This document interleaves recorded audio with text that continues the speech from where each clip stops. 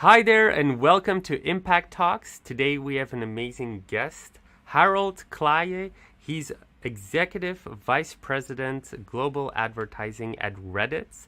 I'm really excited to have him. Harold, please tell the people what you do, where you're from, and where they might know you from. Great, Lova. Thank you for the very nice introduction. And it's great being here at Impact Talks today. I'll do a quick intro. So, as you said, I'm Harold Klaje. I'm the Executive Vice President for Global Advertising at Reddit. I am Dutch, so it's an extra honor to be on this podcast. However, I have for the last 8 years now lived in the Bay Area. For those who don't know that terminology, that is like the San Francisco area in the US, where many of these startups like Reddit and other companies are often based and have their headquarter. And as said, I look after global advertising. So if you think about what that all means, is Reddit is a social media platform. We have the opportunity to match our users with messages that some brands or clients or advertisers might have. And I look after the sales teams, the sales strategy ops teams, the biz ops teams, the agency development team, the sales enablement teams, i.e. many teams on a global level that are helping making that match happen and therefore monetize our platform at Reddit. Nice. Outside of Reddit, of course, I've seen that you've also been at other social medias like Pinterest and Google, and you have an incredible history that I hope to get into.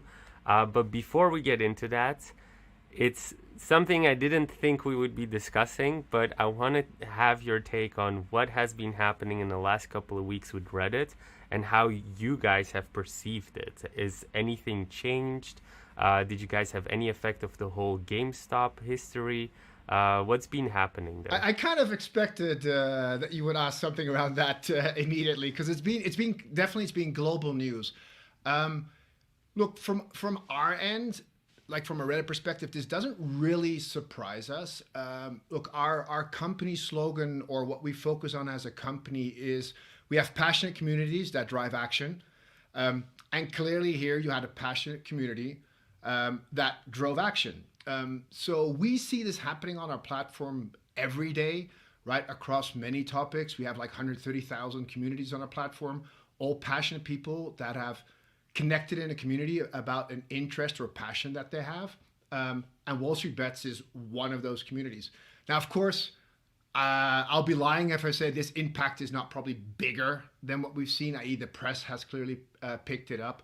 But in short, like, it doesn't really surprise us from the concept of this is what Reddit is about as a company, passionate communities that drive action. And we also have, for example, a very passionate community in skincare, where we're all in COVID now, and people are often mandatory wearing masks, especially frontline workers in hospitals or in healthcare. And one of the challenges that they have faced is they get a lot of acne or other skin irritation from having to wear these masks all day long at work. So there's also a very passionate community about skincare for professionals and helping them cope with the environment that we're in with COVID, with masks, and make sure that they find the right ways how to not have allergies or skin irritation so they can continue to do their work. So yes, this one got picked up and definitely had a more global effect. But I would say, and I mean this in the most non-arrogant way, but I would believe that Reddit plays a role like this every day in our communities and helps our users and helps them take action on their passion. From a more kind of human perspective, and then your position must be cool because you're head of this whole advertising thing, and for most brands, I mean, I can assume that for most brands, especially the SMEs, the small businesses, startups, it's kind of hard to realize how to use Reddit as an advertising platform, and that's pretty much, I can imagine, your team's position. You guys have to put that out in the world, and then this happens. Seems like this would be like in the booklets going to the companies, like, look how engaging our communities are. Yeah. Sorry, does that affect your position? Does it make it easier? I guess we can use the word that makes it easier.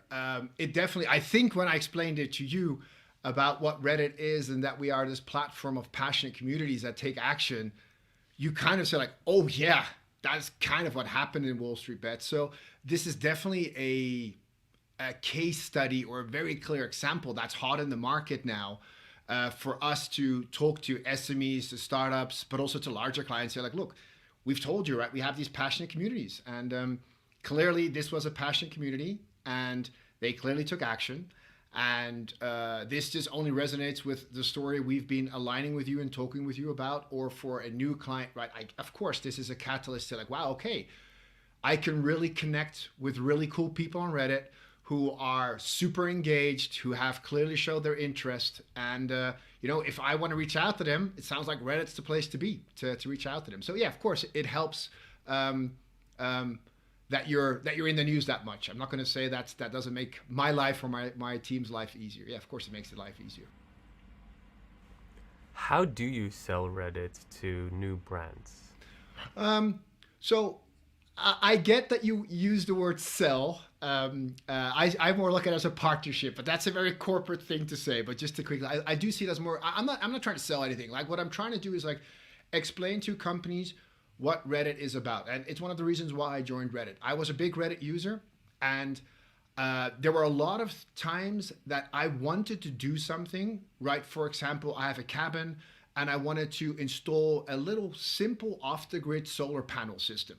Right now, I'm a bit technical, but I hadn't done that before. So I'm like, okay, let me go. Like, there's a couple of cool Reddit communities that I just became a member of and started interacting with. And they gave me really good ideas and tips on how to set it up, how many amps my cable should be, how big the battery should be, therefore how many panels I should be able to buy. I didn't know what kind of converter I needed, for example. So they gave me good ideas of what converter. So with that's what Reddit is about a lot, is about this interest category. So what we do is like inform our clients or SMEs like, hey, we have all these people from first time car buyers to people who are interested in stock trading to people who are interested in gaming, right? And if that's an audience that you're looking for as a company, we have them. They're super engaged.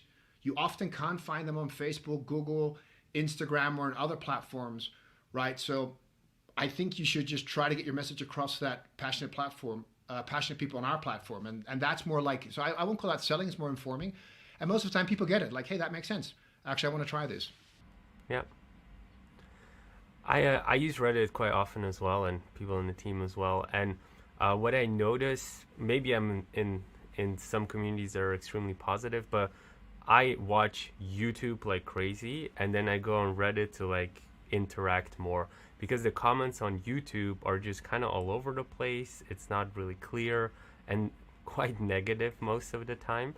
But then when I go to Reddit, it's kind of the opposite. I almost don't see a lot of negative ones.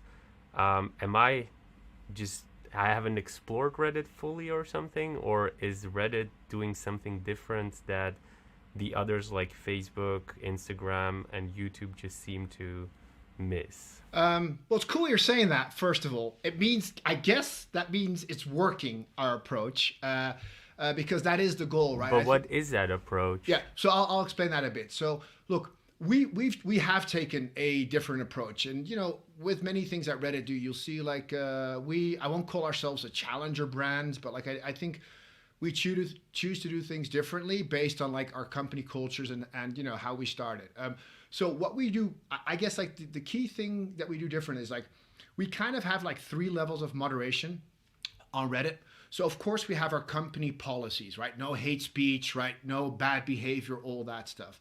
But then we have a level of moderators, and these moderators are actually people that are big Reddit users that are on the part of the community, and therefore they have a very good sense of understanding about what this topic is about that they're moderating, and therefore what makes sense, what doesn't make sense, right? What adds value in the discussion. So that extra level of moderators is critical, I think, that Reddit has that other platforms don't have.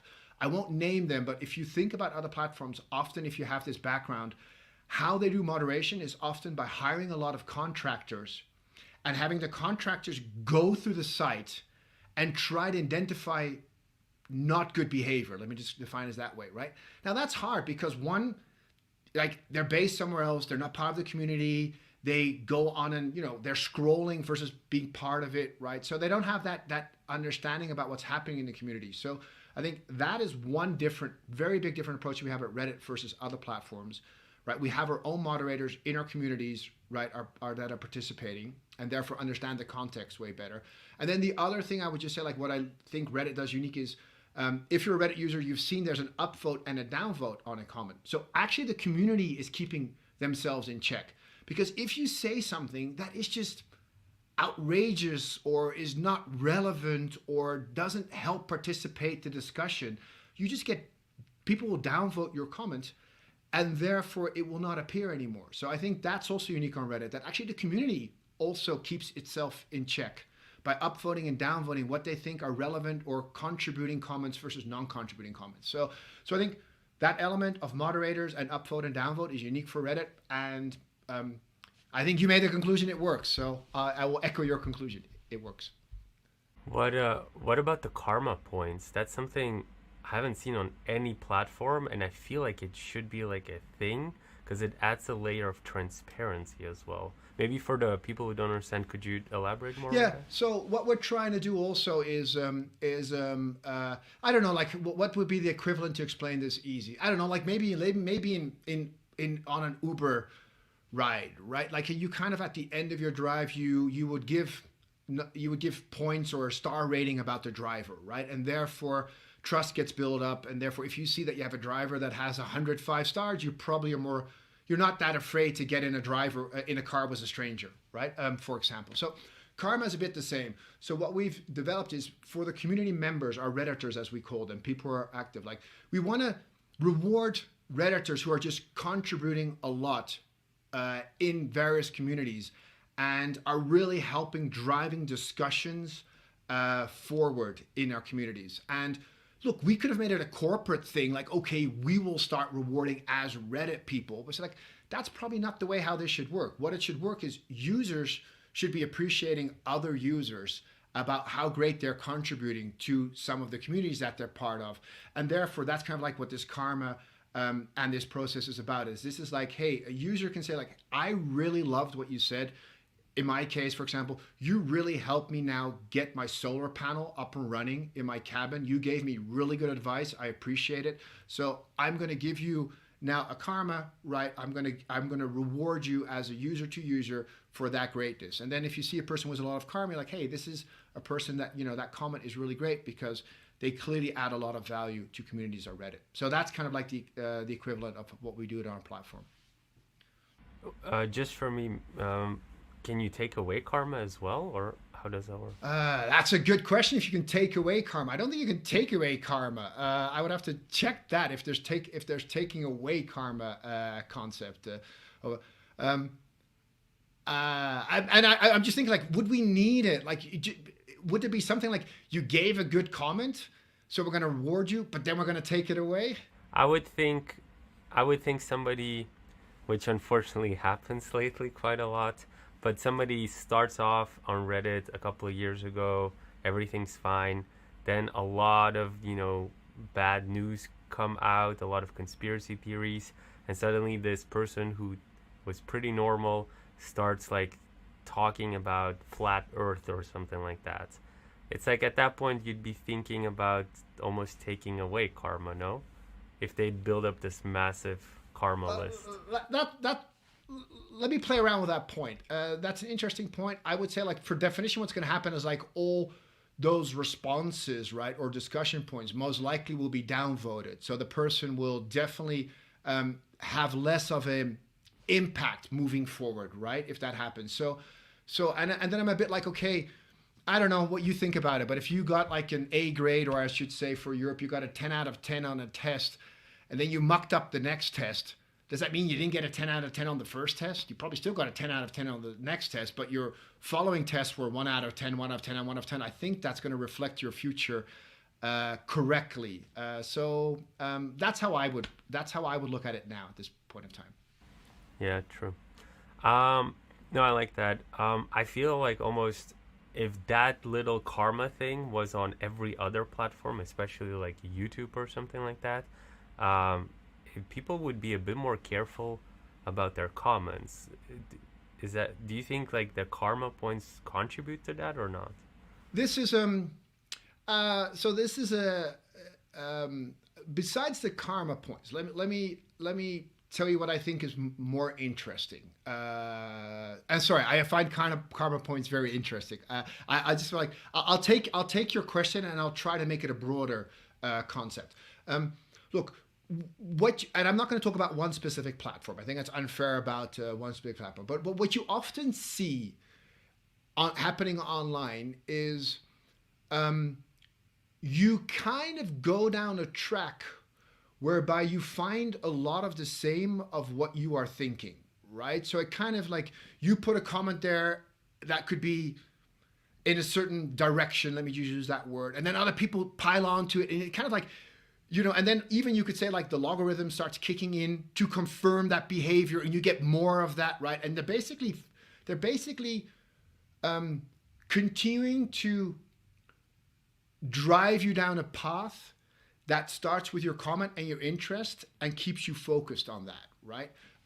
What we've seen on Reddit, based on how we drive with moderation and with up and down votes discussions, is actually most of the times you are not being continued down the track that your first comment was. You actually will get some counter arguments to your comment, right? And that's what I mean. We're more like a community discussion platform. And what that often does is you might have said something like that could have been very one-sided.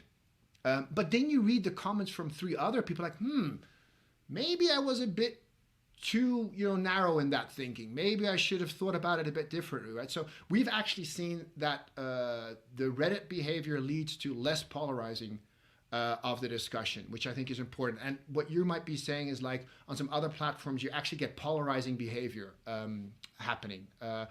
So I think that's a good thing. I would put it that way. Yes, if that's karma or other ways how you do it, I think for media platforms to try to be less polarizing, I think that's always a good outcome. I like that. Yeah, those were probably most of my Reddit questions. Because I've noticed. I'm like, I started like my own video company a couple of years ago because I was obsessed with YouTube. Still am. Watch it every day. And so I was very much on those platforms. Reddit is mostly. We have somebody on the team who's a gamer, and then like she's all over Reddit, and I find that very tight knit communities are on Reddit. So I've been on Reddit for a while since then, and then when this whole thing with GameStop happened, I was just like, whoa, I did not expect that was possible, because my experience with Reddit was pretty much what you experienced with it. I had no idea they could like go against hedge funds. But anyways, not relevant to the podcast. I want to know from your perspective, you know, the first question I guess I have is why Reddit? You have quite a long career. You're Dutch, just like us. We're based in Rotterdam. Why go to the Bay Area? Why Reddit? You just came, I think, from Pinterest. Why not just go back to the Netherlands? Why are you there? Yeah. Well, that's there are a lot of questions in that one, Lova. So let me start talking a bit about more the personal side and the career journey side there.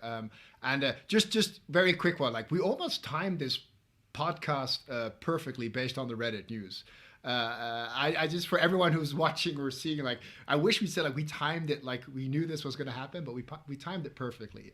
Cool, good. Hey, Yeah, it is. so I'll start with the question why Reddit, and then I'll talk a bit about the Bay Area and how I ended up here. And but so for me, why Reddit was first of all, if you look a bit at my background, and we can go through a bit of that, but like I really like building businesses. If you look at what I've done. Often I've worked at new business units, or take a team that wasn't that established yet and build out those teams to a global skill or to a regional skill, right? So I personally just really like building out teams, strategy, global presence, those kind of things. So one is just, what do you personally enjoy doing, and therefore, like, are you lucky enough to find roles in your life that can help you with your own personal passion? And I think if you're passionate about something and you can help the company by using your passion, it's a win-win for both sides, right? So let's just so that's just a bit of a background. So that was going on for Reddit. Big Reddit user, right? Really enjoyed using Reddit as a Redditor. Um, but it was always a bit looking at Reddit like, hey, like it's a 15-year-old company, massive amount of daily users, right? Global base of users, super passionate users, as you said, right? People who use Reddit are really into it, right? And then I was just, every time when I was working at Google and Pinterest, I was already on Reddit. I'm like, but it's interesting that you don't really there's not much happening with Reddit like from a client perspective, right? It was very much the focus of Reddit was about giving the best user experience, and a bit how we spoke about with moderators and upvote and downvotes, and really building out the best user experience so users could get what they needed from Reddit, right? Find communities. And then by how these things go often is I get a call, and it's a confidential call, and they said, Harold, there's a client that really wants to speak to you, right? They are in such an interesting phase. They want to build out globally, right? They want to do a lot of great things, right? And you kind of seem like the right person to do this. And in the beginning, they're of course a bit confidential was the name, and then they shared the name, and I was almost like, no way. Out of all the companies in the world, like Reddit would be the one that actually could convince me to leave my current company because first of all, I think Reddit is super cool, and second, from a business angle, I could just see the immense potential that it had of like what I found out during the discussion, like only really started monetizing the platform like 2 years ago, had an ad server only recently. Right? Yeah. Really? So it's like, it's been pretty recent in that they really started looking at monetizing the platform. And I hate that word, but it's just like, Redditors do like brands on the platform because often a brand is the way how they can move their passion into action, right? A brand or a company often is the vehicle that allows us to buy the product or do the thing that they want to do, right? So it was more like that. Like I'm just looking at it like this is a gold mine. I love Reddit as a user. Everyone who I know who uses Reddit loves it. They have such a big footprint, right, globally. And we're only really getting started with our narrative towards clients, why it's such a great place to be. And going back to my personal passion, love building out sales team, love building out global presence, right? Can use all my experience. So that was just a match in heaven. Why Reddit? So I'll say again, like I think it's very important in life if you can find things to run towards and not run away from. So I wasn't running away from anything. I just ran toward Reddit when I realized I had an opportunity to work for Reddit.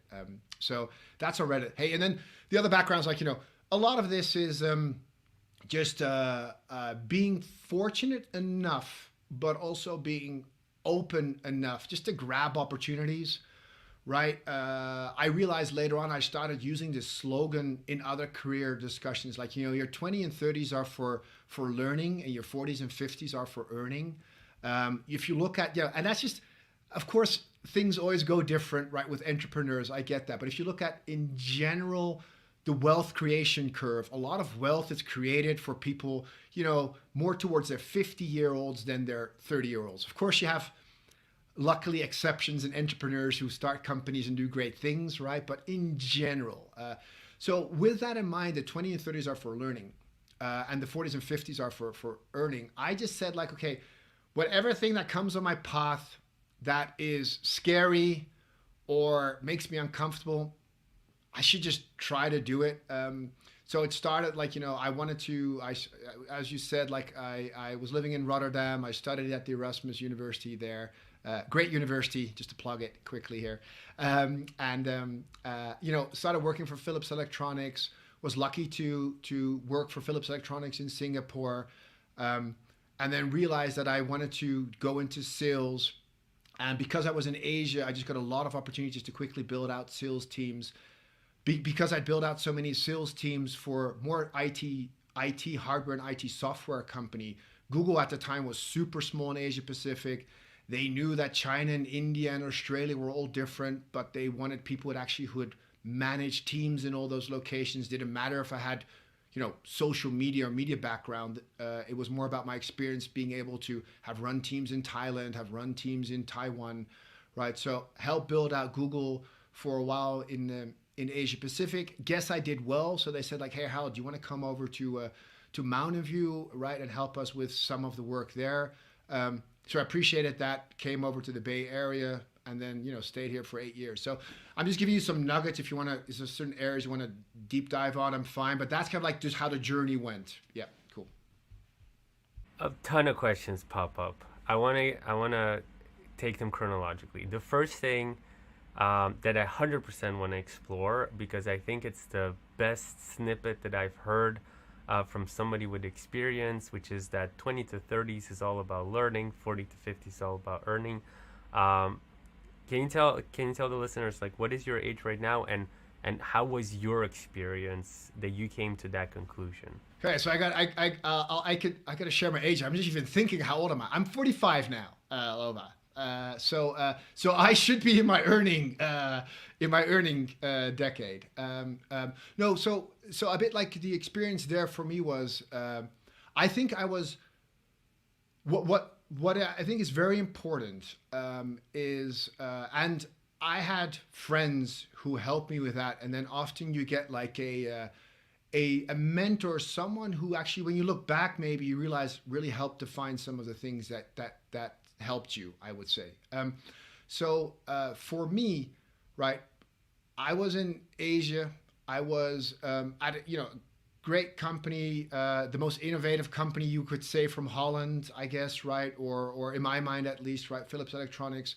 But I was very much in a more engineering center of competence, as they call it, environment, right, in Philips. And even though the work that we were doing was super cool, it just I just knew somewhere it wasn't what I wanted to do. I didn't really want to do too much What product work were you development. It was a lot doing? of product development based. So this was in their domestic appliances business. So a lot of what they were doing in Singapore is R&D, developing new product design, new product features, all that stuff. And then of course in Singapore and Indonesia, they have a lot of their pilot line manufacturing. So taking these ideas from product concept to initial manufacturing test, right? And once that's done successfully, they go for mass scale production, often in other locations. But so I was very much in an engineering environment, which was what I thought I always wanted. But my friends always said, Harold, you seem like a commercial guy. You don't seem like a person who wants to work on something, a 9 month cycle, right, of development. You seem more, I'll use the word energetic or impatient, maybe, right? And you seem a person like, I don't know, you should be in commercial. And I knew somewhere like, yeah, I'm not really sure if this engineering environment is my kind of environment. So I just took the plunge and started becoming a sales rep, right, and started selling. And realized that, hey, my friends were right. And often, your friends might know you better than you do. I once did Latin at school, and I think the saying was like, self-knowledge is the most difficult knowledge. So actually, my friends probably knew better about what I was good at than I could figure out myself. So I went into sales, and then because I was in Asia, I just had a great manager at the time who just gave me this opportunity. I guess he saw potential in me, and he just gave me opportunities to start really quickly building out, traveling a lot, working across 13 markets, right? So I'm always appreciative of that person as a mentor. So I really just started building out a lot of teams across 13 markets. And you got to have that luck a bit, but also, I made the switch. I did well my core role. I worked hard, right? And therefore, opportunities came my way. But I had the learning mindset, right? That was the key thing here. Sorry to go back to it. I had a learning mindset. Like I was more than happy to take off more than I could cope with to learn, right? I was more than happy to try to figure out, like, how to work in Thailand versus how to work in Taiwan, and try to really understand the nuances from culture perspective and therefore from people management perspective.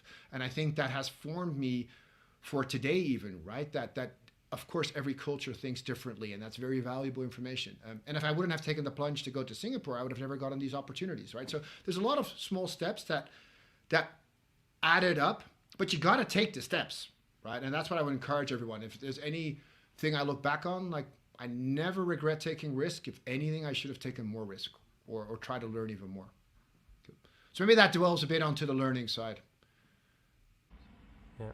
So from the moment that from the moment that your friends told you you're more outgoing, you should go into the commercial space. How old were you, and how long did it take you to actually go into the commercial space of Philips? old was I, man? I guess I was like 20. So I guess I was like 23, 24 or so when I went to Singapore. So I guess I was like 20, 20. Oh, you're I pretty was pretty young. young, yeah. I was pretty young. That's why. So I'm in, and I should know my these time frames better. But I think I was pretty young. I went pretty direct after like the Erasmus. I went to Singapore pretty quick, like within a year or something. Um, and I guess like within a year or so of working within that center of competence in Singapore, my friends already started saying like, Harold, you should go into commercial. So I guess like I was 20. I was if I have to put a number on it, 25, 26. But don't point me down on it. It might be, but around that age. Yeah, yeah. So you go to Singapore after your studies. You work there within the product development cycle. Your friends, were you complaining or something to your friends that they started saying that, or they just noticed that about you and said, go to the commercial space, and then a year later, you went to the commercial Yeah, space? yeah. So that's about right. It took me probably about a year to give up on my dream of product innovation. I even at Erasmus University did the major management of technology and innovation. That's how much I was focused on product development and product innovation. So that's why, yeah. So it probably took me like about a year, maybe a bit too long, right? That's what I said. Like you should take risk quicker to go into the commercial side. Yeah, and I'm thinking, I'm not sure I was complaining. I'm not sure I was complaining.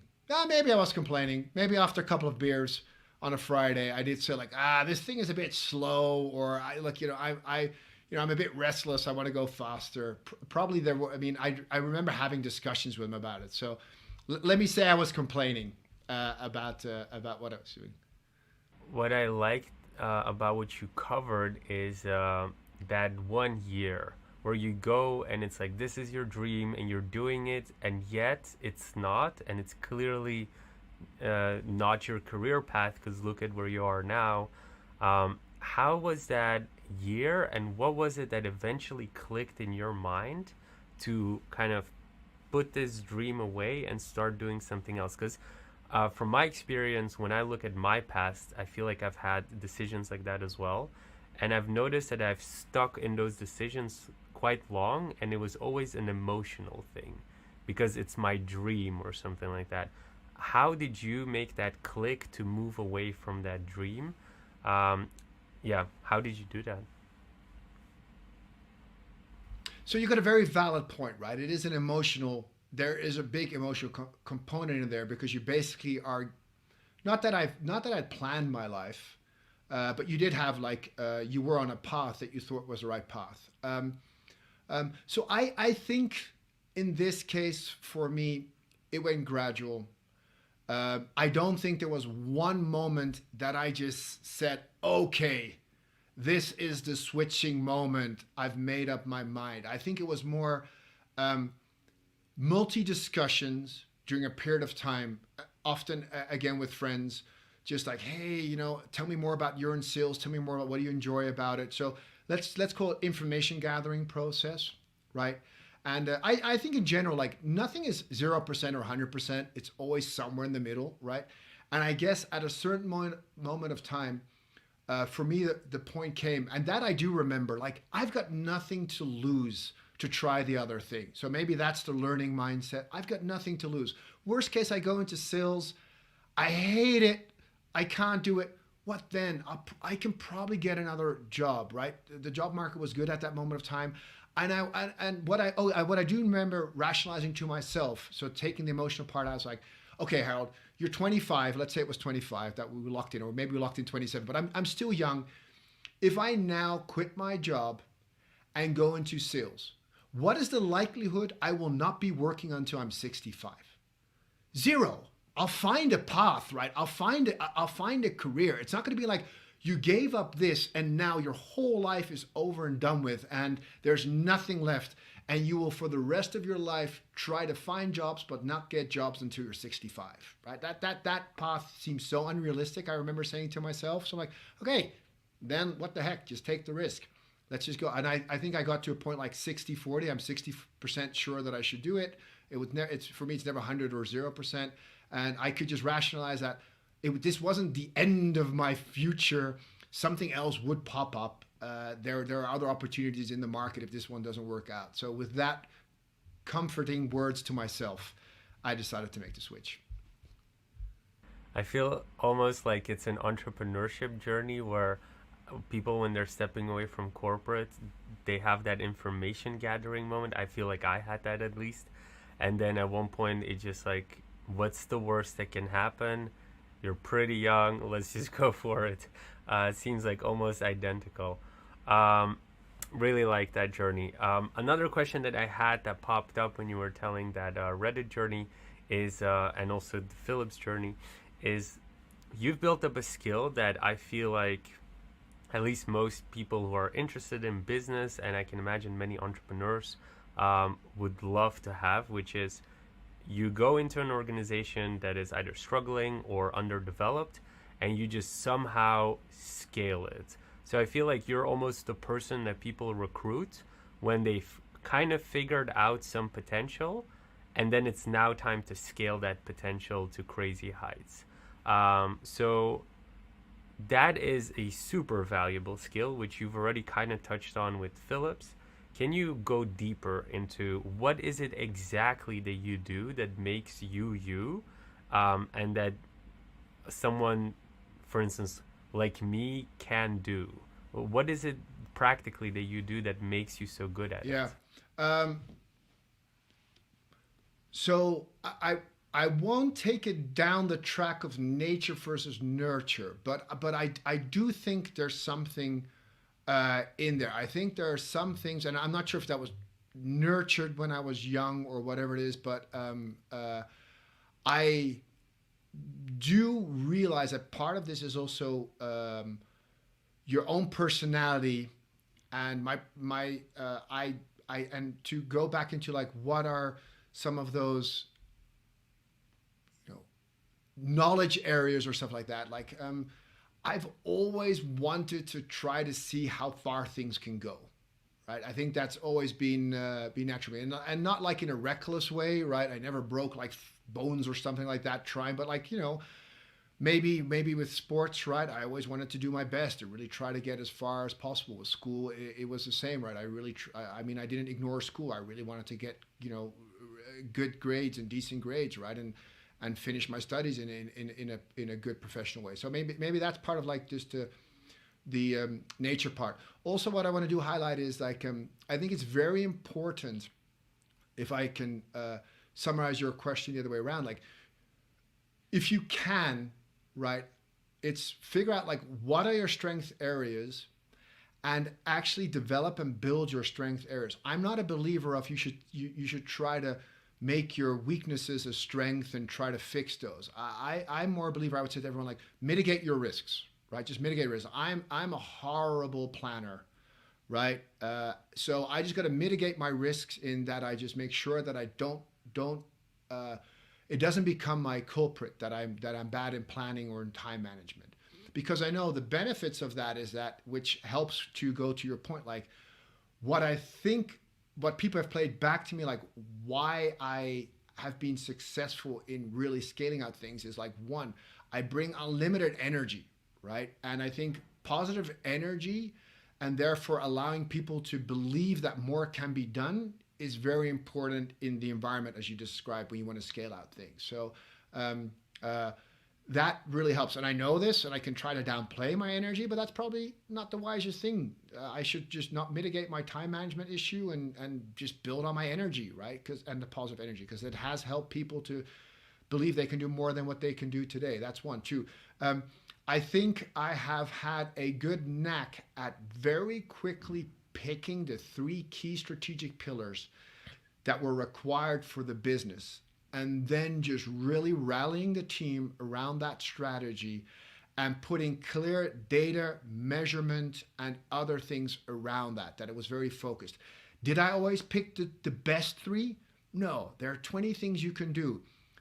The key goal for me is don't pick the wrong thing, right? That takes the business down. But the other thing, if you can pick three things and ideally do that together with your management team or with your team so they believe in it, then I don't really care which out of the top 10 they are. If the team believes in them and they are passionate about them, they're probably going to make them happen, right? So just don't be overcomplicated on what exactly are the perfect things to do. Pick 3 things that are good to do, and then nail them in the execution. I think that's the other part that people have said that I've been successful with. And then on the third part, I don't know. Like I think people have said that besides the energy, that I can that I said already said, but I can motivate them. I think I'm a motivator. You can call me a cheerleader if you want, but I'm a bit of a rah rah. Like get people to really want to work towards big goals and big ambitions. So I would say those are a couple of the things. Like Phil from Modern Family. Do you watch Netflix? I don't know if you know Modern Family, the TV show. I know Modern Family, but I don't know all the characters about it. I know the show, but I don't watch it much. Do you know Phil, the dad? Sorry, I don't. No, I don't. I know the program on. You should watch it. Everything you just described just reminds me of Phil. Right. I hope that's good news, Lova. Like. Yeah, it is. It is. He's super positive, and he was a cheerleader in university and everything.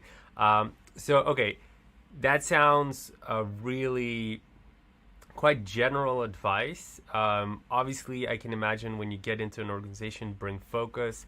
That does get the team quite forward already. It still doesn't explain, this super valuable skill that you got, because, Reddit isn't just going to call anybody. So clearly there's something magical that you're doing, or maybe not magical, but just something that you've been nurtured into doing, or nature, like you said.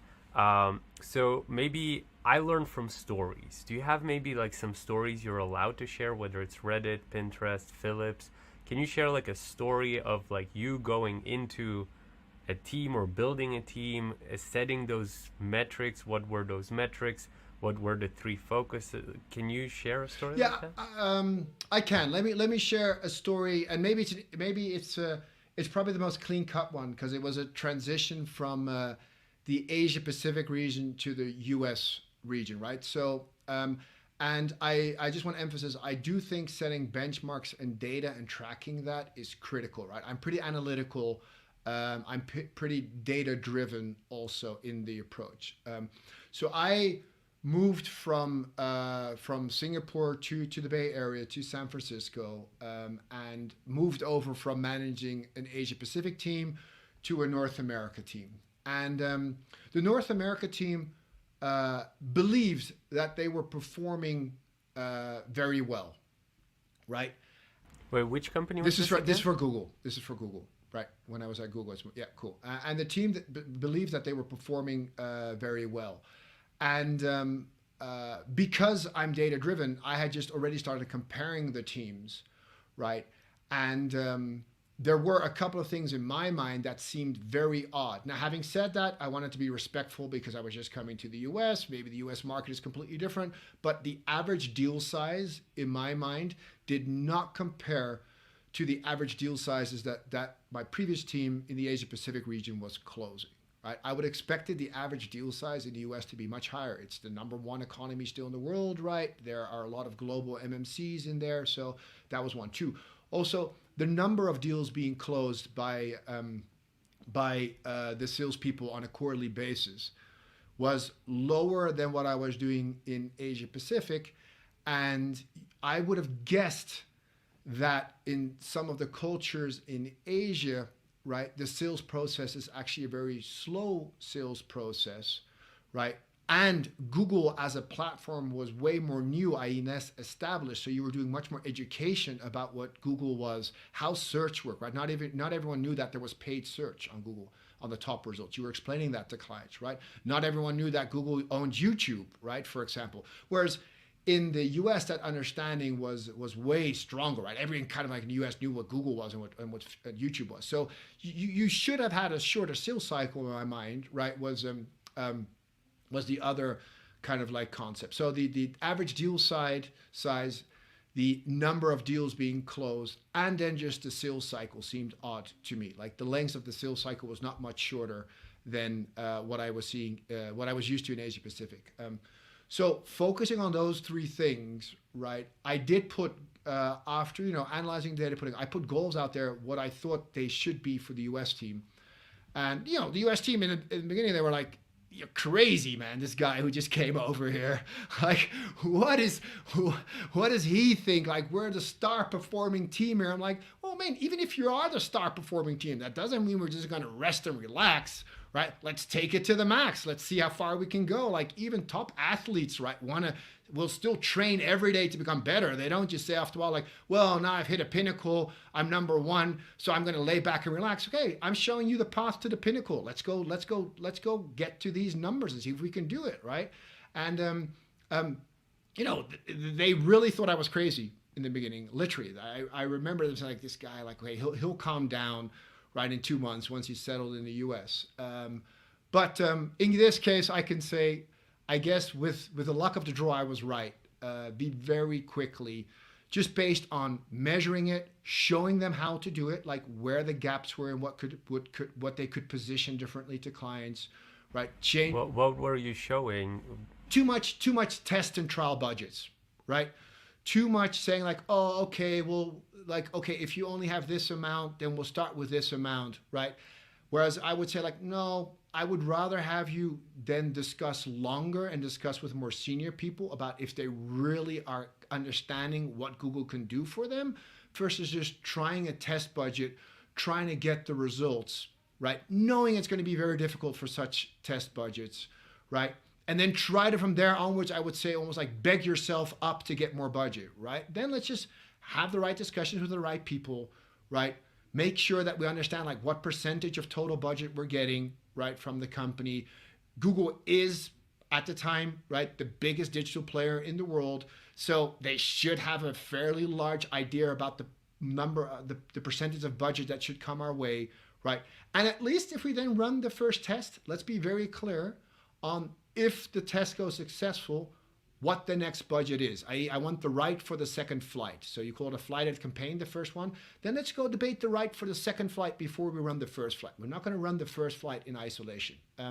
So those kind of tactics, and that's one of the things I do. I always try to come with a slogan that everyone can remember, right? So they can rally around it. So in this case, it was the right for the second flight, where it was test budgets as required. And then we just, so not only showcasing what the numbers could be and explaining why they could be that, but also working closely with the team on like, this is the behavioral changes we can make. This is the go-to-market change. Let's try this. Let me know if it works or not. We'll adjust it, right? And with that, we really scaled out the business immensely, even in the US when the US team thought they were doing very well. Yeah, that seems like very practical, establishing goals. You're in a very unique position because you are selling Google ads, I'm assuming. So for newbies, can you explain what the best strategy is for Google ads, what the best budgets are if they're starting out? Yeah, look, again, the I don't want to talk about absolute budgets because I think, and that's exactly also what I was explaining to the team every time. Like absolute budgets are just for me, yeah, that's just an internal number we might come up with, right? What is more important is like how much budget does the client have available? How strategic and important do they understand that Google can or cannot play a role in that? And therefore, what is a fair percentage of the budget that we can help them to hit their business goals with, right? So I don't care if it's $1,000 or $1,000,000, right? 1,000 out of $3,000 seems very reasonable, and we should do our best to help that client, right? 1 million out of 100 million, I could question, right? For example. Okay, so I think what the key thing about Google is, and I'll do my Google spiel still here. Is look, Google is probably still like the biggest digital messaging platform in the world. So how I would always describe is any kind of message that you have as a company, right, and you want to get in front of an audience, right? Google is the platform for that. You have TV, but TV has its drawbacks, and then you have Google, and the big advantage of Google is that we can decide based on the company strategy when we show your message, right? So based on keyword search, for example, and keyword search gives a very big indication. If I'm looking for jogging shoes as a keyword, I'm probably not looking for flowers, right? I'm probably looking for jogging shoes. So if you are an up and coming cool company that has developed a shoe that is great for ultra marathon walkers, right? That's probably jogging shoes is probably an area that we can start helping you get in front of. And then of course, if there's terms like 100 I should say kilometers, 100-kilometer run, right? That's even more where you want to be. So let's align your strategy, paying a bit more and making sure that you're front and center and people who are actively looking for 100-kilometer runs. But everyone who's looking for jogging shoes could be a potential fit for you. So let's also make sure that your message is showing there, right? So aligning that. So that's just a up and coming like new player, like for shoes, or maybe for how do you call them, the flat fleet shoes versus the normal shoes, right? The toe shoes, all that stuff. So that's often how we would just go out, figure out like what are the company goals, what are the audience they want to reach out to, and then making sure that we use their dollars wisely by understanding like, hey, what are people looking for when they're most relevant for your company? Are there some companies who are better off advertising on Google and some companies that are not better off? I feel like where this question is coming from is sometimes there are startups, right? And they invest into Google ads or YouTube ads, and they invest, let's say, $1,000, like we used in the example, and nothing happens with $1,000. I mean, they gather some data, of course, but no sales. And then it's really easy to hook off and start trying a different platform. So again, is there some companies that should push down and do more from the Google perspective, or some companies that really just don't fit there and should be exploring different platforms? Look, often what I've seen is I think in general, Google has a pretty large user for advertisers, user mix, right, across all verticals, all that stuff. Where I've had these discussions more, as you're highlighting, is first of all, like how realistic as a startup. Sorry, sometimes the consumer like maybe people just don't want your product yet, or your product is not resonating. I mean, like you got to have that discussion also, right? I mean, like just to make sure, like, okay, is there any learnings about here? Like, maybe people don't want to pay $200 extra for 100-kilometer shoe, right? Maybe that's the issue also, right? So it could be the Google platform, right? Maybe things were set up incorrectly, or right, I don't know, but I think this is a larger debate. And I think this is a bit more a debate to have between every country before making a blanket statement. But like, I think, sorry, man, like you're an entrepreneur, not everything succeeds, right? I mean, like, so when you try something, maybe if it's not working on Google, that's also just a quick check, like, hey, is there something wrong with my positioning? Is there anything wrong with my price point, right? Two, like, what is your purchase cycle of your new product? Right? Is it indeed a spur of the moment, right? Google last click works really well. Is it very much educational? Is it very much like a new kind of concept? Well, I mean, like, then you got to expect a 60 to 90 or 120-day conversion window, right? Was the $1,000 enough to do that, right? To take people through the mindset change of 120 days? I don't know. Those are things I would actually more discuss with a client before making the conclusion, and it could be, Google just doesn't work for your business. But I think there's some other things to discuss first before making that conclusion. I really like that you said that.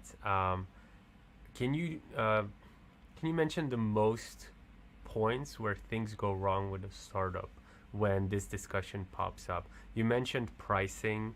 You mentioned maybe the product is not like let's say the product's really ugly.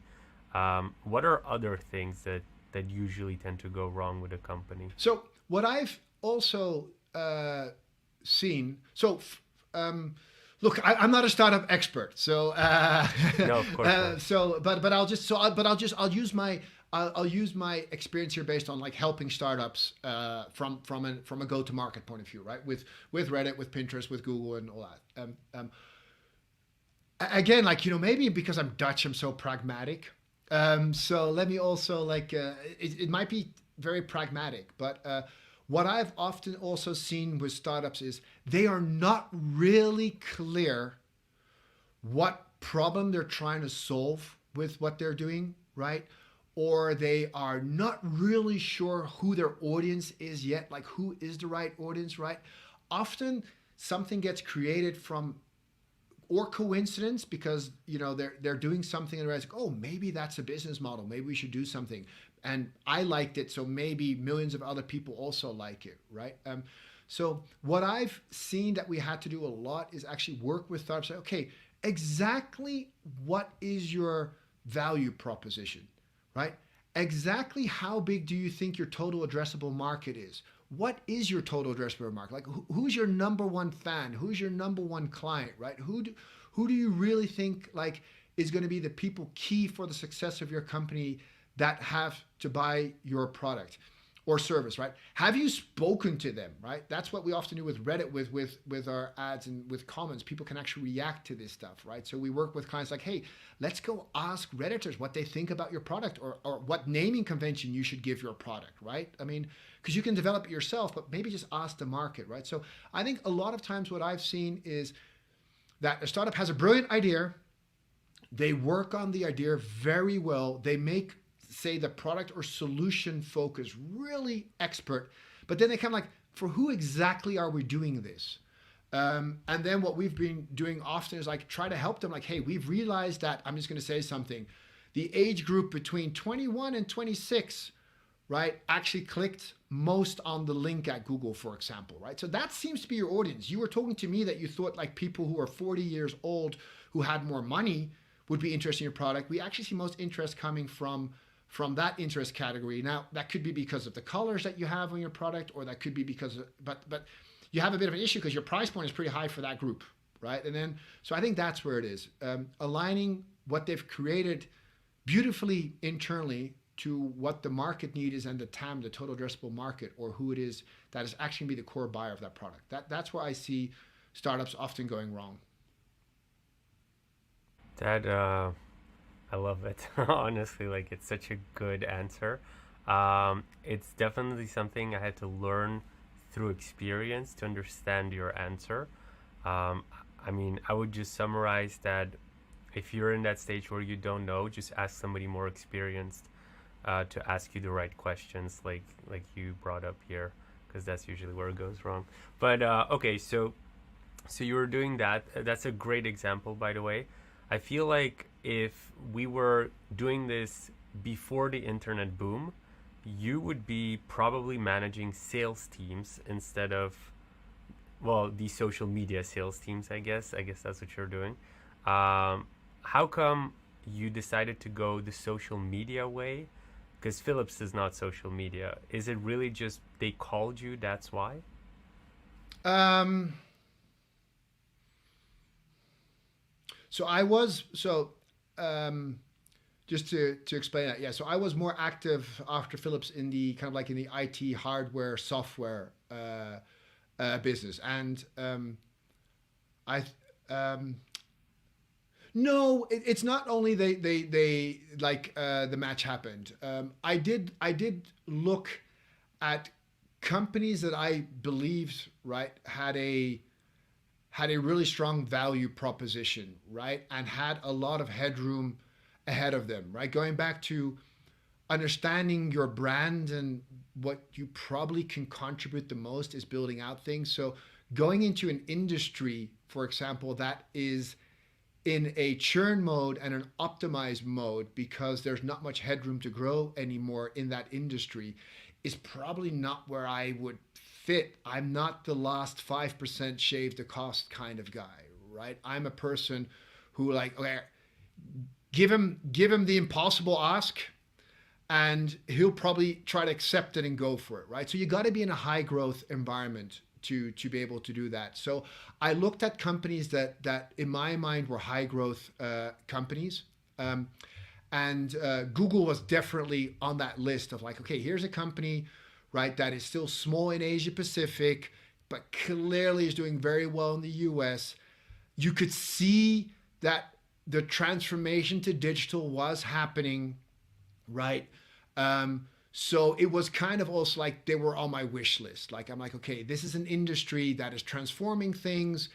It's pretty nascent still in APAC. I have APAC experience, so I can help them. So I would say like no. I also proactively looked at like a company like Google, based on the industry vertical, the growth rate that they were in, and what it would mean for the next 5, 10, 15 years for opportunities to be part of. And knowing that that was kind of like my skill set, what I wanted to do. So it was more than a call. It was also like, maybe nudging for the call and making sure that I was on Google's radar.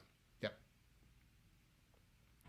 That last thing is super crucial because that was my next question. That's the second time in our story that you're mentioning that call happened. Reddit called you, Google called you, and these were both like wish list companies. These are wish list companies for a lot of people. There's so much competition to get in. How do you set yourself up that they call you? What is it that you do? So I guess, and again, like when we knew we should nuance when they call you what that means, right? But often these kind of things happen because of headhunters, right? Headhunters are have been for me kind of like a key matchmaker between my career and companies, right? So for me, the goal, how this happened was I knew headhunters in the Singapore and APAC market. My wife was a headhunter in the APAC region, so I would hang out with a lot of headhunters in on Friday evening for a catch up or over the weekend, right, for social time. So I was just like always saying like, hey, like Google's an interesting company. Anyone of you working with Google? Like, and then I would give them my background, right? So they really helped. And after a while, when they were talking to Google and they realized like, hey, they knew my profile there, and they're like, hey, we're looking for this person who's going to build out this new business sales team, right, across all these markets in APAC. That seems like Harold. They made sure that I was on Google's radar, and then Google said like, oh yeah, that seems to be a person that we really should to speak about, and they called me up. So it is there is some proactiveness in that, and the same was for Reddit, for example. Like it went via headhunter. Headhunters knew my profile. The Bay Area is it's a smaller, I know it's a big place, but it's a small community when it comes to like what people are doing and who's known and all that stuff. And after a while they knew that Reddit was looking for a certain profile, and they knew my profile, and then said like, okay, we got to call Harold seems to be their person. So it's not all luck. You gotta make sure that you're sharing to people what you're looking for, why you think you're a match for that, and then see if the opportunity comes, right? That we've had so many episodes at this point. This is the first time somebody explained how you can proactively get on the map with headhunters. Obviously, your wife was a headhunter, so maybe you had that inside information. But let's say your wife isn't a headhunter. What would be a great way? Is literally just approaching them, emailing them. Would that be a thing? I think so. Look, because my wife was not a headhunter in the U.S., for example, and still I got on their radar. So one, look, I mean, you got to perform, right? You got to build up a track record of performance, right? Let's just be very honest. I mean, you got to work hard. You got to have strategic insight. You got to have good ideas, right? So that you are an interesting candidate potentially, right? So that's one. Let's just not forget about that. But two, yes, headhunters have a difficult role, right? They have a client on one hand that is looking for a very specific candidate, and then they have candidates that they know who might be a fit or not, but they're always looking to find talent in the market, right? That's their role. So you could, I think we should take the barrier the other way around. Like it's almost a disservice if you believe that you're performing well, if you believe that you have something to offer to a company.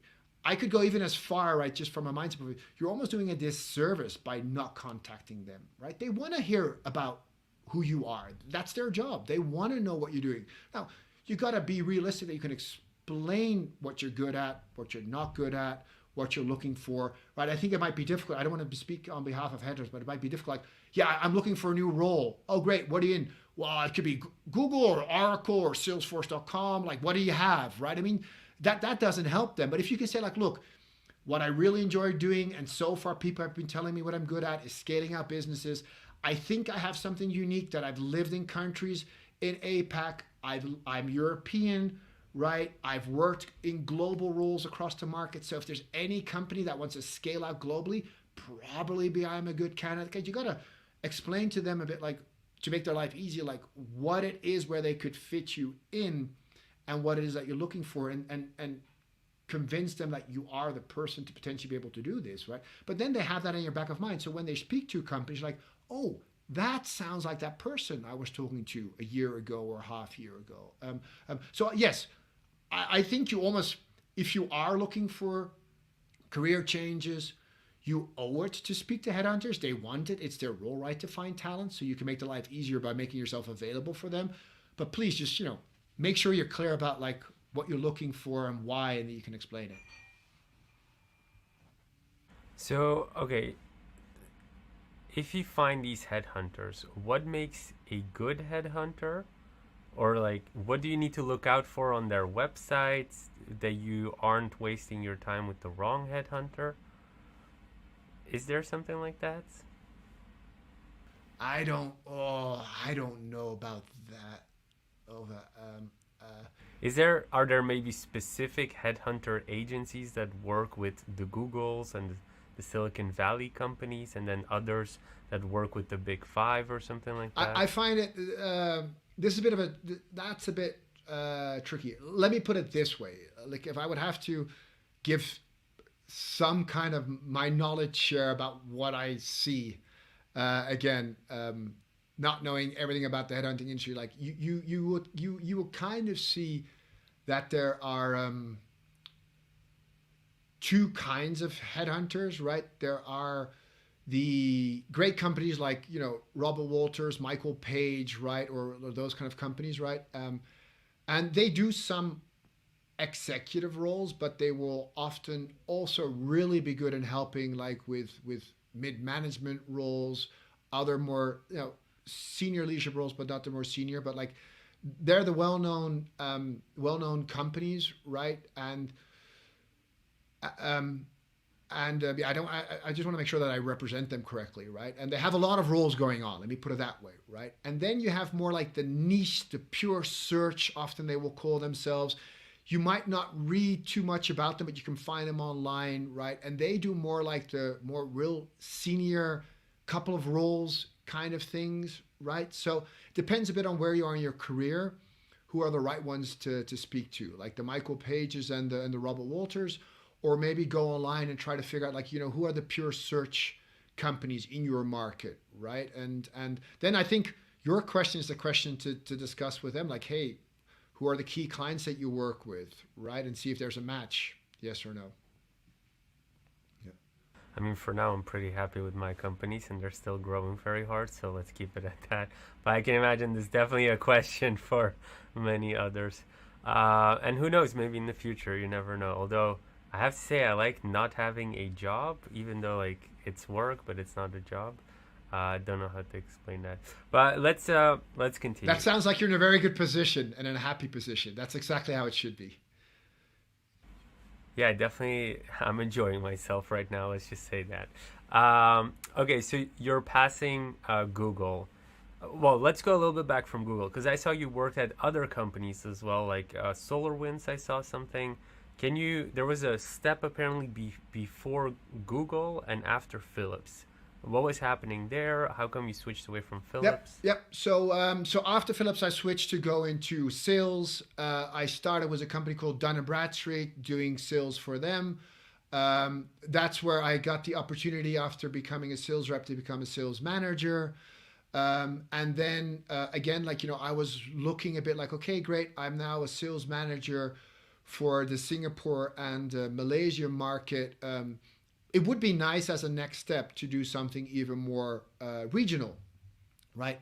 And this is where a great company called Datacraft Asia, which is a reseller of Cisco products. Well, I should say more than a reseller, a value, a VAR they are, but like But they are like the biggest partner for Cisco, for Riverbed, for F5, and those kind of companies in Asia Pacific.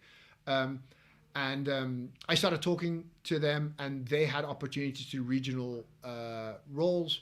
One of their great things about them was that they were actually able to service clients in 13 markets in Asia Pacific. That was a bit their value proposition. Many other companies in the similar industry could do like maybe 6 markets or 7 markets. So, larger banks would have to work with 2 or 3 partners.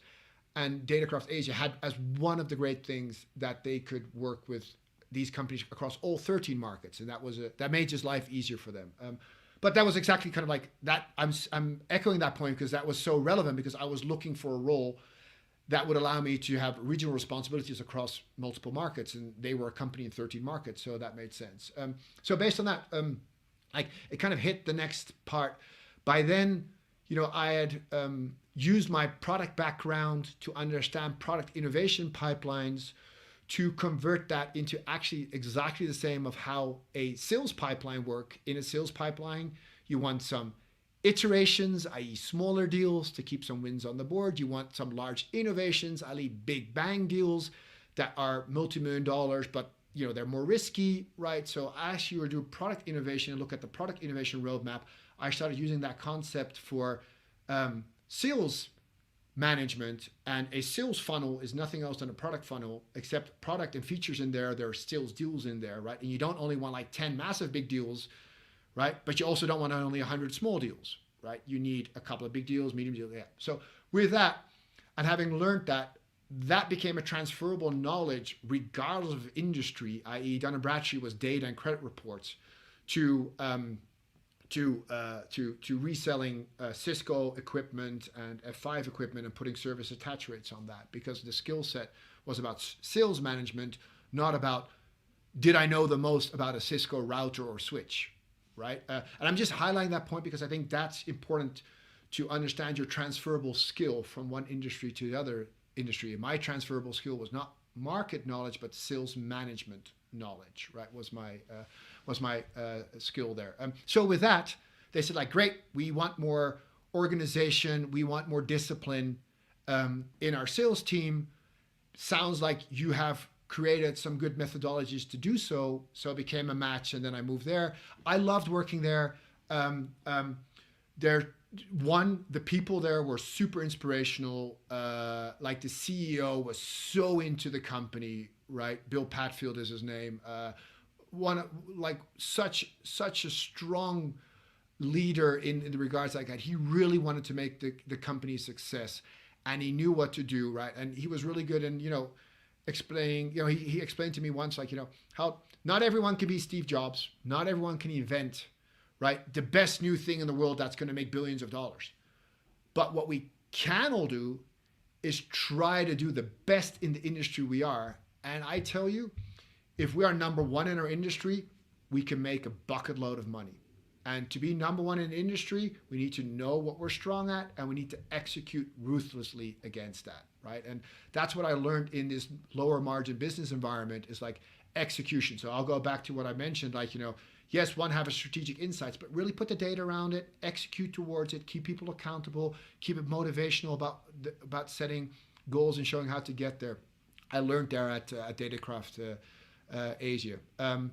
So I had a great 4.5 years there in that. Then I got the opportunity to become the APAC lead for a company called SolarWinds. So this was my opportunity to kind of like be the most senior person in the Asia Pacific environment. So for me, that was a logical next step to say, like, hey, now I can have end responsibility for a region. Yeah, it's a smaller setup than Datacraft, but I like the concept of, like, hey, am I ready for end responsibility for a region? Is that going to break me? Am I going to get nervous about that? Am I going to be comfortable with that? And that's why the move to SolarWinds. So there were conscious decisions made there. How does practically your job change? Like, what were you doing as a sales representative, and then as a sales end responsible? Are you cold calling, cold email? Like, what is your day looking like? So at Dun & Bradstreet, it was a mix very much of, I had some repeat clients that you wanted to renew licenses with, and then the rest was go build your territory. And I can't remember exactly what my territory book was, but it was literally, I think it was A to E. Every company starting with an A to E, right? Harold, good luck. That's your territory. And then someone else had F to the next alphabet letter. So it was like, so I could just go, literally go, okay, what are companies that start with an A to E that are not yet reliant on Dun& Bradstreet services? And let me go call them up, set up a meeting, go explain to them, and figure out if there's an opportunity Seriously? for So it. it was just like yellow. It was just like the yellow pages, and then you just go A through bit them. more advanced than that, but in short, yeah, you could say like it was yellow pages, or like or how I would want to present it. The world was my oyster between an A and E.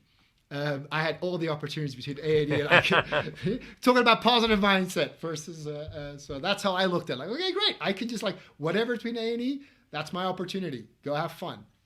So that was that, and then during the course of my career, I've had different roles, like with more focused on new business sales, right? So what you would call hunting part of the business, but also running some existing account teams that was more about like you would for sales terms called farming and upselling and cross selling and making sure that those clients were happy, right, and continue to expand their business with us. So a variety of different roles around that, and I guess like that then rounds it all out eventually at roles at Pinterest and at Reddit, whereby you look after, where you have the opportunity to look after all those kind of teams, right? So you build up the skill sets, and then you get the all-round GM role.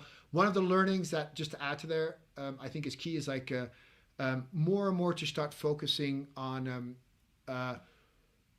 how is what you're doing helping the larger company good, and making the trade-off short-term, long-term. I think what I've seen in myself and what you see in many salespeople, beginning salespeople are pretty egoistic. It's about their own target. They want to crush their target. They want to make a lot of money. Amazing. That's good to do. Nothing wrong with that.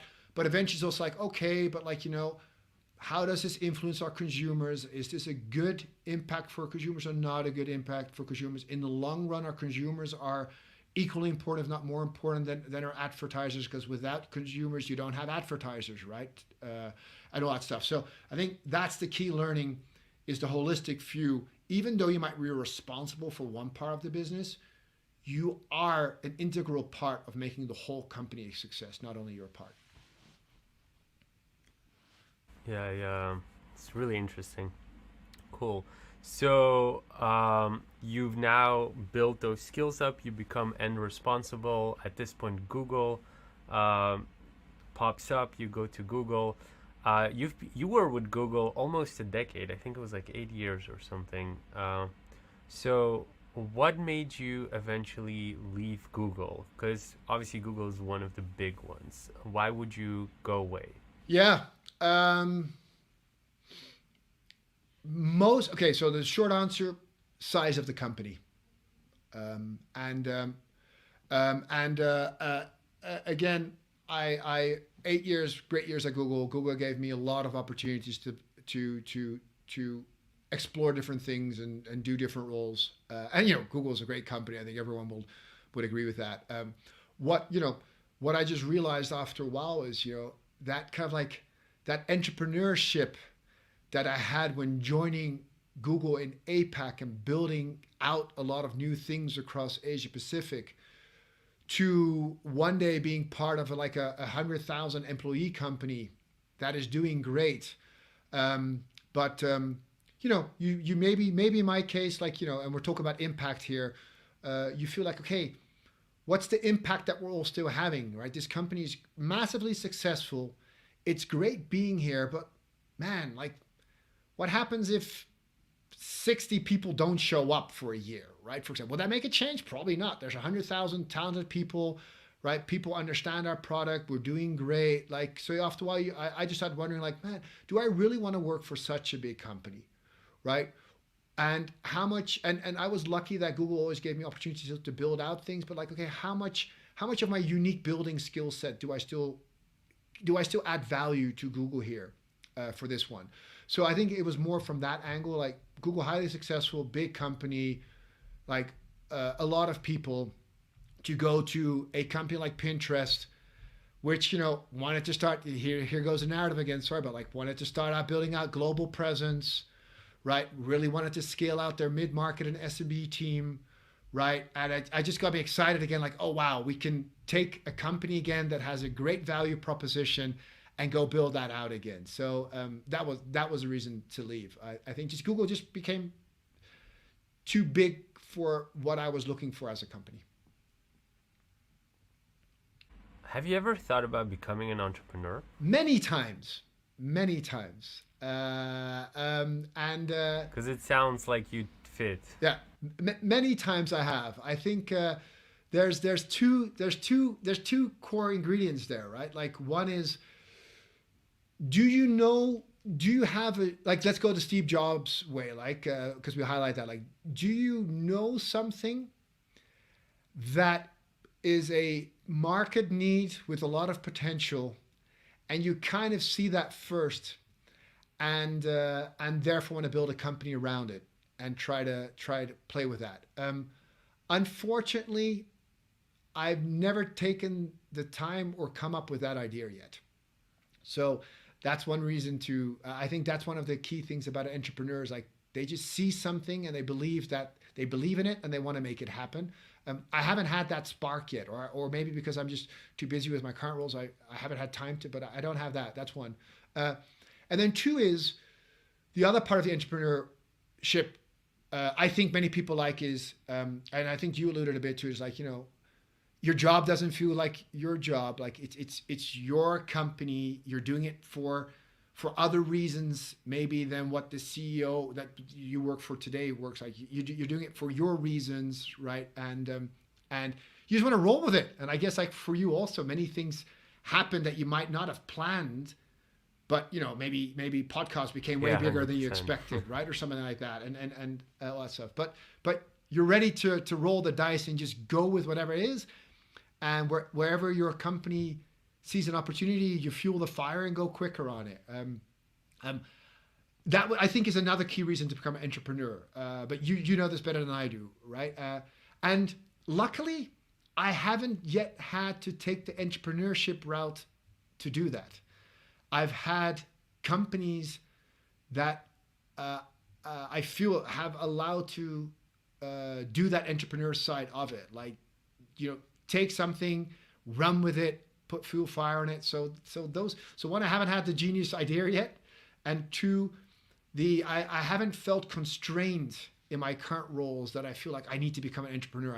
I need to do, I need more autonomy or that stuff.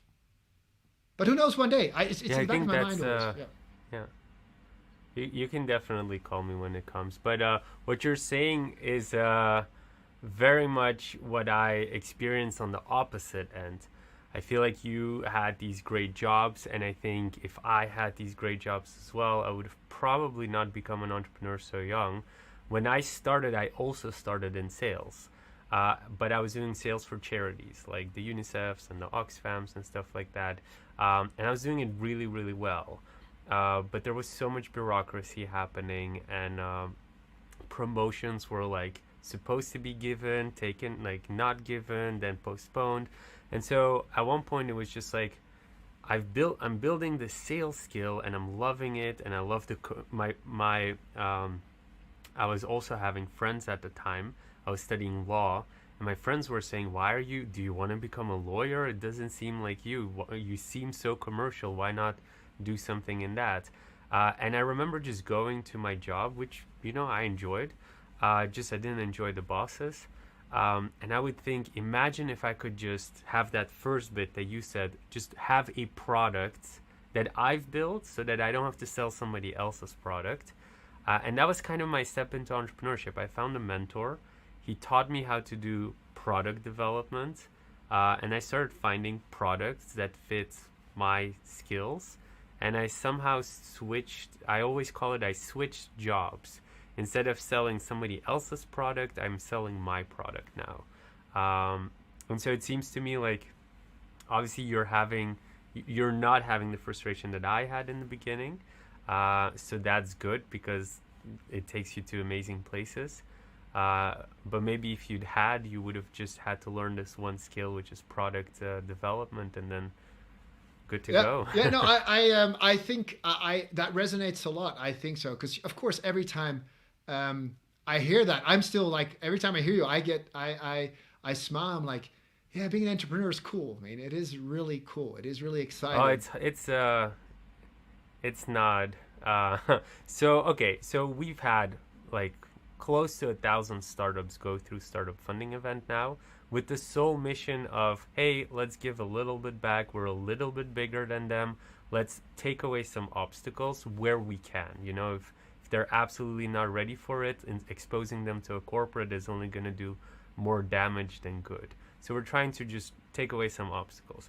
So I've seen a lot of it go through, and it's just every 6 months, like all of them go either bankrupt, stop, have a different idea. The ones that last have such terrible obstacles sometimes, and it's only like a handful that are just like somehow skating through. Everybody wants to help them.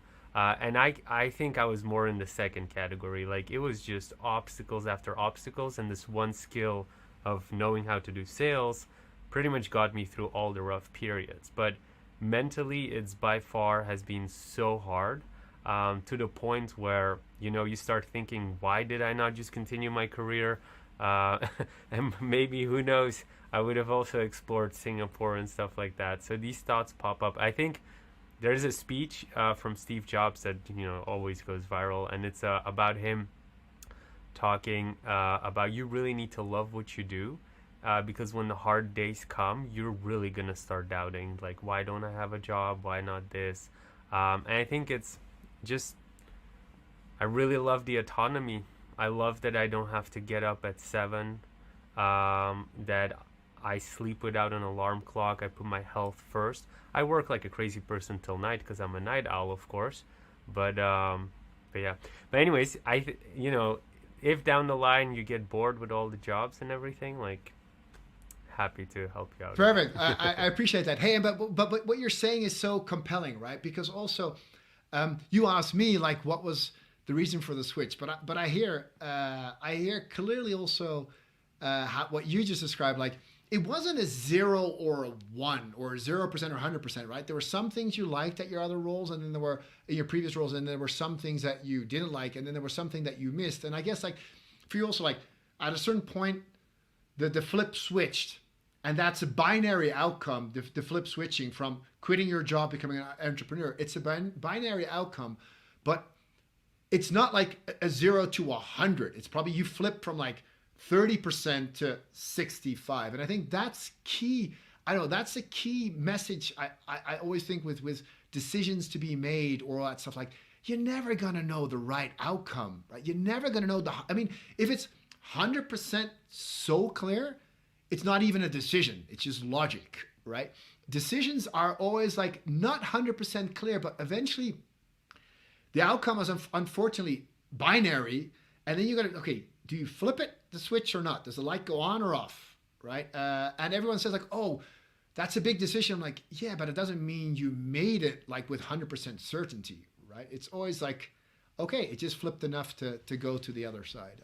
But yeah, no, I'm sure being an entrepreneur is very cool. I'm I'm always like, Your job is also cool to me, so yeah, I think it just depends where you're from. But I think at one point, if I hear like some of our guests speak who eventually went from a corporate position to entrepreneurship, um, if I listen to their stories, I think it's more of, let's try a new challenge, because they feel like they've done what they could do inside this yeah, category. yeah, cool. Well, I mean, like for I don't know if it's useful or not, but I'll just share like, hey, if there is, I don't know if my global experience could help anyone, yes or no, right? But if there's anything, if there is something based on what we spoke about today, like I'm more than happy if it helps someone. Like I just want to be modest here, but I'm more than happy to help with some advice or some ideas if anyone, if useful, yes or no, just to be clear, right? I do think entrepreneurs are taking a really big gamble, and often to your point, right? They might not have seen it all yet, right? They're often entrepreneurs are young and they're learning as they develop and as they drive their own companies. So to your point, like a mentor, sometimes just a quick check, like with, okay, so if I want to go to another market, or hey, my sales team is getting pretty big, how do I structure that? Or like, hey, what is the strategy that you've seen work, right, for some of these things? Yeah, I don't know if it's useful, but I'm like more than happy to help if I can, right? If people Yeah, think I I can. think it's really nice. I think it's definitely really nice that you're offering it. 100% people will probably listen. If they got this far, they'll probably ask it. But I mean, you'd be surprised sometimes. Like, I know that, for instance, for me, when I have these long form podcasts I listen to, I put them on before falling asleep. You can put them on Spotify with a night timer, and then you just fall asleep with them, and then the next day you just continue from where you fell asleep. And so that's how I consume them. I know that other people, I during the summer I started running a lot.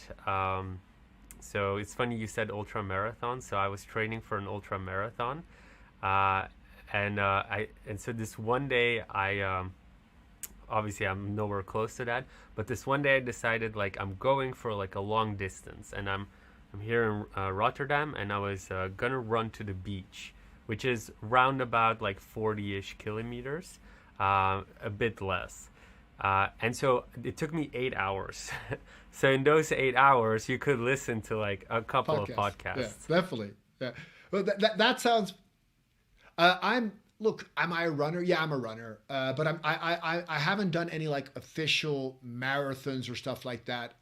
But if you around where I live, you have a couple of these state parks, as they call them, which are hilly, right? So I don't go for only distance. I try to go also for like vertical up and down, right? So through these hills, I probably do like, so I'm more a miles person. So I like, my runs are like 10 miles, so like 16 kilometers or something like that. So not even a half marathon, but more up and down hills and all that stuff. Because, maybe because I'm older, I shared my age here. But I used to run like, 21 kilometers flat or 25 kilometers flat. And then I realized like, oh, and I'm a big skier. And so I want to protect my knees as much as I can for skiing, because skiing is my passion.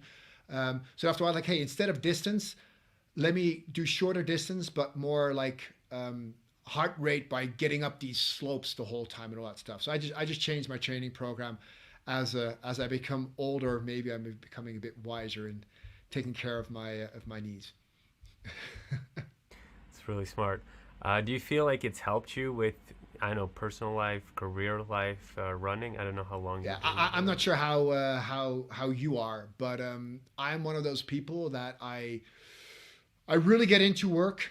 I will start dreaming about work if I don't do physical activity enough, right? So for me, skiing, running, like I used to play a lot of tennis and I used to play like other sports, but because I travel so much, it just got really hard to maintain part of a group, because I could only play weekends, and during the week I was often like the person not showing up because at last minute I got on a plane somewhere and I missed joining the group. So running became kind of like a logical thing because you can do it everywhere, your own time, right? But yeah, I need to run. If I don't run or ski, I I get I just keep on thinking about work, and that's not healthy. So it's my outlet. It sounds the same for you. Like, Yeah. Do you do it every day then, or? no. And it goes it goes like with ups and downs a bit, I guess. Like also how whole in my life uh, um, um, work life balance goes, right? It's like you have like more intense periods, and then you have slightly more relaxed periods at work or in your personal life. I don't believe like you should have work life balance every day. I think that's impossible. But on a weekly, monthly, or quarterly basis over the course of a year, you should look back and like, did I have enough work life balance? So that's along like, so yeah, there are weeks that I would just go 5 or 6 days a week, but there are weeks that I skip, and it's not. I know it's not good, and then I catch up a bit. But so on average, I will say like 3 times a week. But it's not like every Monday, Wednesday, Friday fix. It could be like, shit, I need Sunday, Monday, Tuesday, and then I don't do the next couple of days. And It's more flexible. As I said, I'm bad in time management. This is another example. So so you run during the busy times or during the non-busy times? Again, there's no hardcore rule. I always try to go through the busy times because that's when I know I need it. But sometimes it's just so busy that I'm like, and I go into it too much. I'm like, oh no, I'm just going to finish this stuff off anyway, and then I miss the run. But so I try to do it during the busy times as much. But if I get a bit too caught up in work, I try to quickly catch up after it to make sure I de-stress very quick. So then I will do 3 days quickly after the busy time every day to completely de-stress in those 2 or 3 days. So yeah.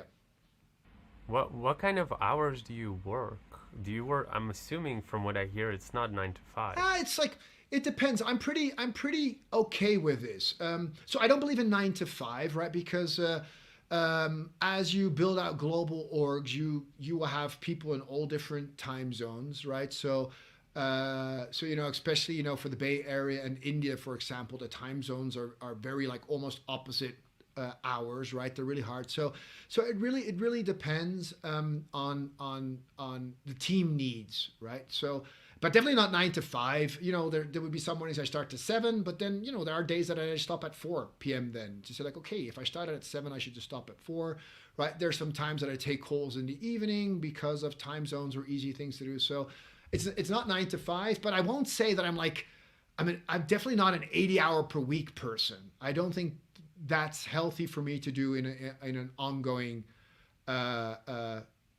endless run. Like I know that some other way more successful leaders can do that. I can't work 80 hours a week nonstop for 2 years in a row. It's not. I don't have that DNA. I can't do that. How is the average like working hours in the Bay Area like? It because obviously you hear stories. I've been a couple of times. I've been like 2 times to San Francisco. So I only hear stories. But what is working in San Francisco or specifically in the Bay Area like? Is it like crazy hours or is it normal hours? So what have you heard?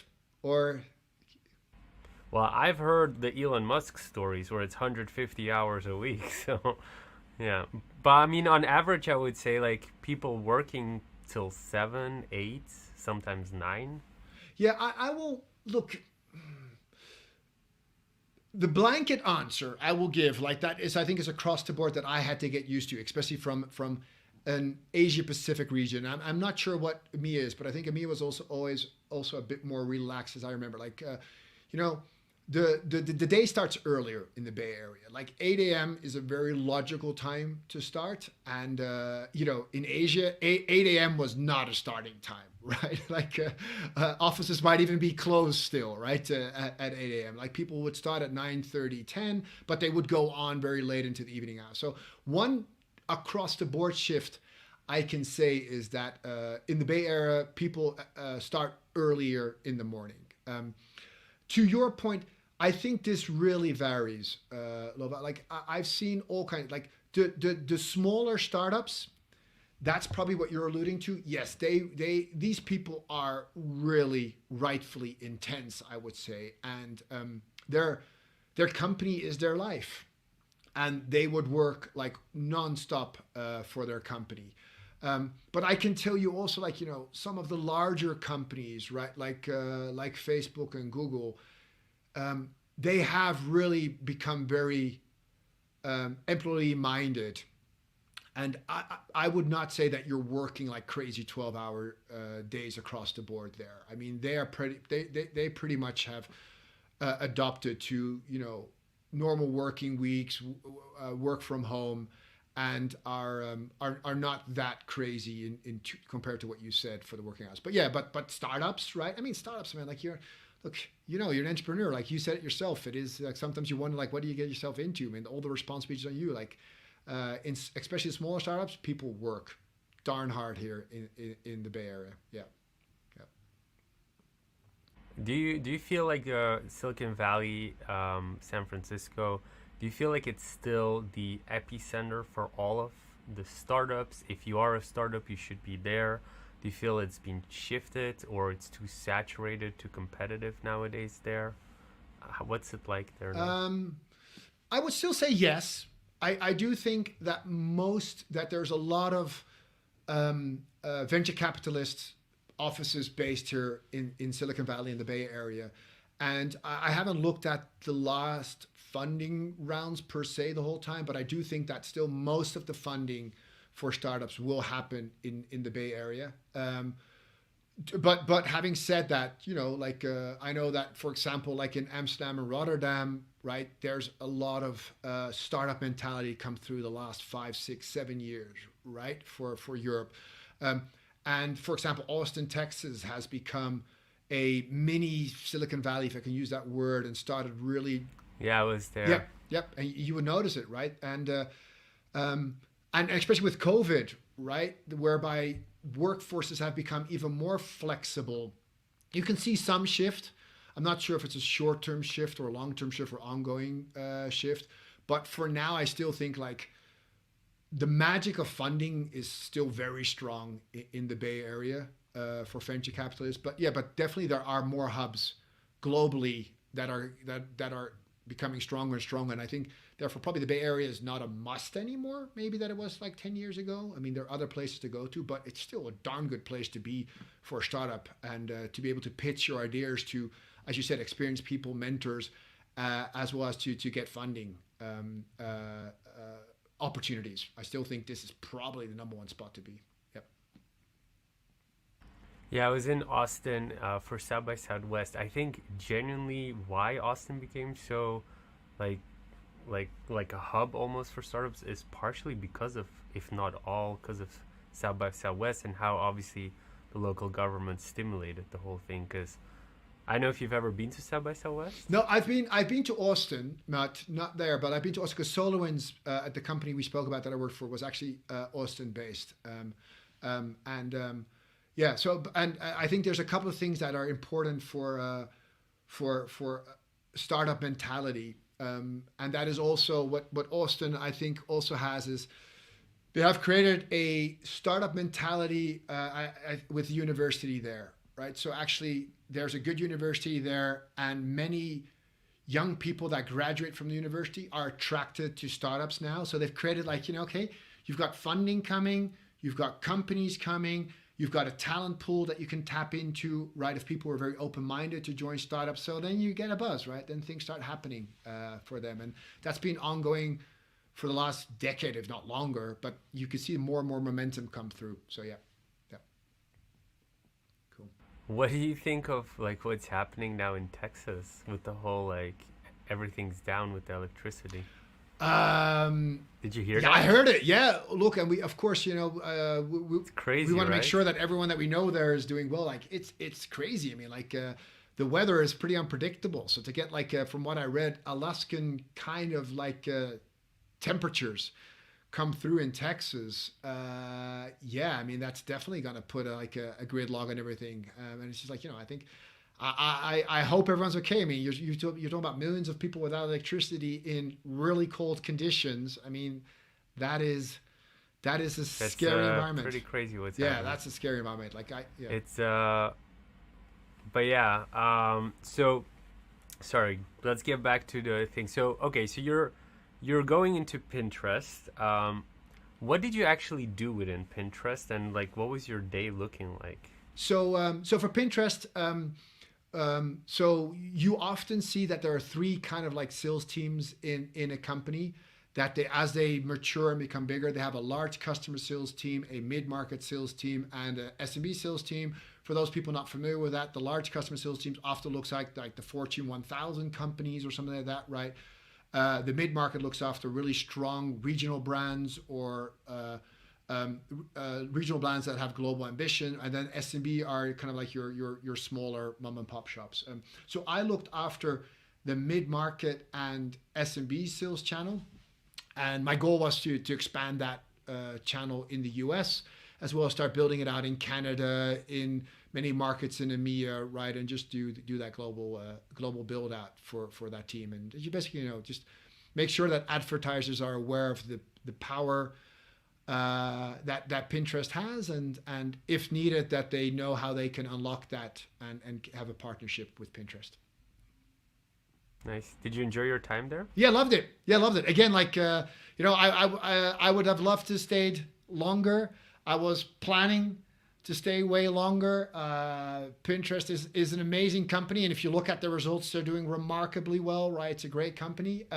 But again, it was Reddit. I just ran towards something else that was even more exciting, and I keep on saying like it could have only been Reddit. I don't think there was any other company that I would have run towards. There was no reason to run away from Pinterest. It was literally like, it was Reddit, and Reddit just fit even more on like their ambition and the platform that I used so much myself. So yeah. If there was anything, like, we're starting to wrap up. If there's anything you'd want the listeners to know about Reddit, what would it be?